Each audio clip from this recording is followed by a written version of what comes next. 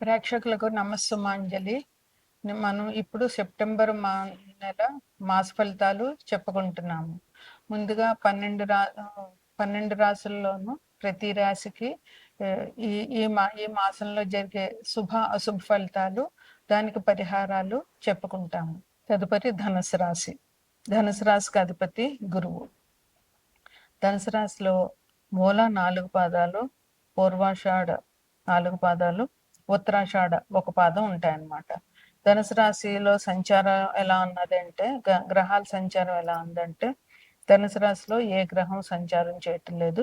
తృతీయంలో రాహు ఉన్నాడు, అంటే కుంభంలో రాహు ఉన్నాడు.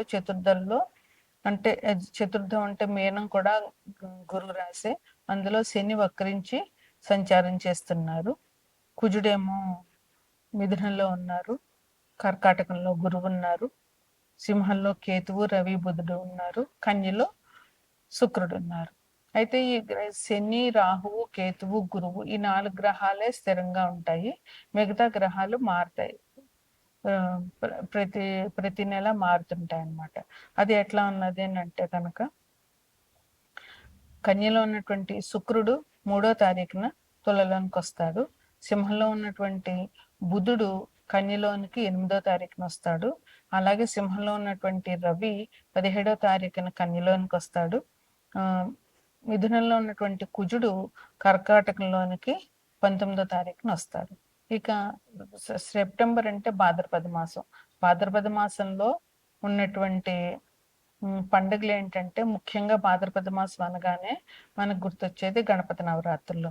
గణపతి నవరాత్రులు 14/9/2026 మొదలయ్యి 25/9/2026 వరకు ఉన్నాయి. 25వ తారీఖున అనంత పద్మనాభ చతుర్దశి. ఆ రోజు మనం గణపతిని నిమజ్జనం చేస్తామన్నమాట. ఇంకా 4వ తారీఖున కృష్ణాష్టమి వచ్చింది. ఇంకా ముఖ్యంగా ఇంకొకటి ఏంటంటే మహాలయ పక్షాలు. 27/9 నుంచి, అంటే పౌర్ణమి వెళ్ళిన పాడ్యమి నుంచి అమావాస్య వరకు ఈ 15 రోజులు మహాలయ పక్షాలు అంటారు. అంటే ఈ 15 రోజులు పితృదేవతల కార్యక్రమాలు చేయాల్సినటువంటి రోజులు అనమాట.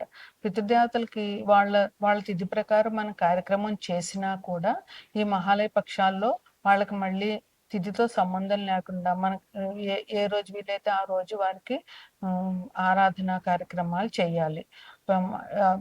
ఎప్పుడు ప్రతి సంవత్సరం చేసినా కూడా మహాలయ పక్షాల్లో మళ్ళీ చేయడం చాలా మంచిది. అసలు పితృదేవతల కార్యక్రమాలు చేయని వాళ్ళు మహాలయ పక్షాల్లో తప్పకుండా పితృదేవతల కార్యక్రమం చేయాలి. వాళ్ళు ఏదే తిథితో సంబంధం లేకుండా మీకు వీలైన రోజుని ఆ తిథి చేయడం, వారికి తద్దినాలు పెట్టడము, లేదంటే స్వయం పాకం ఇవ్వడము చెయ్యాలి. తర్పణాలు వదలాలి. ఈ పితృదేవతల కార్యక్రమం చేయనట్లయితే వారి శాపం తప్పకుండా మనకి తగులుతుందన్నమాట. దాని ఏంటంటే పెళ్ళిళ్ళు కాకపోవడము, పిల్లలకి పెళ్ళిళ్ళు కాకపోవడము, ఉద్యోగాలు రాకపోవడము, అనారోగ్యం ఉండడము, మనశ్శాంతి లేకుండా ఉండడము, ఇట్లాంటివన్నీ జరుగుతాయి అన్నమాట. అందుకే అది ఒక్కళ్ళు మీతోనే పోదు, మీ పిల్లలకి, వాళ్ళ పిల్లలకి ఇలా తగులుతూనే ఉంటుంది. అందువల్ల పితృదేవతల కార్యక్రమాలు చేయడం అనేటటువంటిది తప్పకుండా చేయాలి ప్రతి మనిషి కూడా. ఒకవేళ మీకు వీలు కాకపోతే స్వయం పాకం ఇచ్చుకోండి. కానీ మామూలు పూజలు చేసినా చేయకపోయినా పితృదేవతల కార్యక్రమం మాత్రం ఖచ్చితంగా చేయాలి. ఇక ఈ రాశి వారికి ఈ శుభాశుభ ఫలితాలు ఈ మాసంలో ఎలా ఉన్నాయంటే, అధికారుల నుంచి మంచి ప్రశంసలు ఉంటాయి. అంటే వీళ్ళు ఈ రాశి వారికి చాలా బాగుంటుంది, పట్టిందల్లా బంగారం అన్నట్టుగా ఉన్నదన్నమాట. ఉద్యోగస్తులకి చాలా మంచి కాలం అని చెప్పొచ్చు. మీరు అధికారుల నుంచి మీకు మంచి పేరు వస్తుంది. వాళ్ళ నుంచి మీకు మంచి ప్రశంసలు దొరుకుతాయి. అధికారులు మిమ్మల్ని మెచ్చుకుంటారు. మీకు ప్రమోషన్లు కూడా వస్తాయి, మంచి ఇంక్రిమెంట్లు వస్తాయి. అధికారుల దృష్టిలో మీరు పడతారనమాట.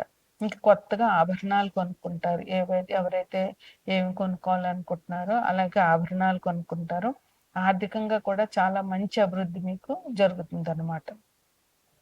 విద్యార్థులకి మంచి యోగ కాలం. మీరు అనుకున్నది అనుకున్నట్టుగా జరిగే పరిస్థితి ఉంది కనుక మీరు శ్రద్ధగా ఉండి మీరు జాగ్రత్తగా ఉంటే చాలా మంచి కాలం. మీరు చదివిన చదువుకి కష్టానికి తగిన ఫలితం మీకు బాగుంటుంది.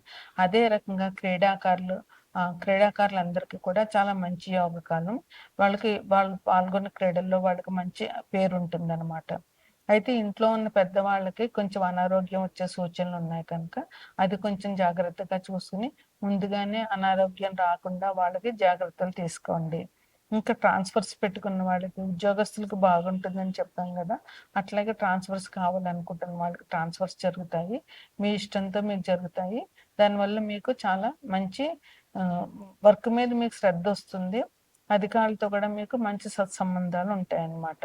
ఇంక లాభ నష్టాలు మీకు సమానంగా ఉంటాయి. అలాగని పెద్ద లాభాలు రావు, నష్టాలు కూడా ఏముండవు. అందువల్ల మీకు నష్టం లేకుండా, లాభం లేకుండా చాలా బాగా జరిగే ఉంటుంది. అయితే కొంచెం మనస్థిమితం తక్కువగా ఉంటుంది. ఇంకొకటేంటంటే కొంచెమంది నిందలు మనం ఎంత జాగ్రత్తగా ఉన్నా కూడా వచ్చే నిందలు వస్తూనే ఉంటాయి. అందువల్ల వచ్చే అపనిందల నుంచి కొంచెం జాగ్రత్తగా ఉండండి. ఈ రాశి వారికి ఈ మాసంలో చేయాల్సిన ఫలితం ఏంటంటే పరిహారాలేంటంటే శనికి జపం చేయించండి. ఆంజనేయ స్వామి గుడికి, వెంకటేశ్వర స్వామి గుడికి వెళ్ళండి. గణపతి నవరాత్రుల్లో చేతనైతే ధన సహాయం చేయండి. అన్నదానాలు చేయండి.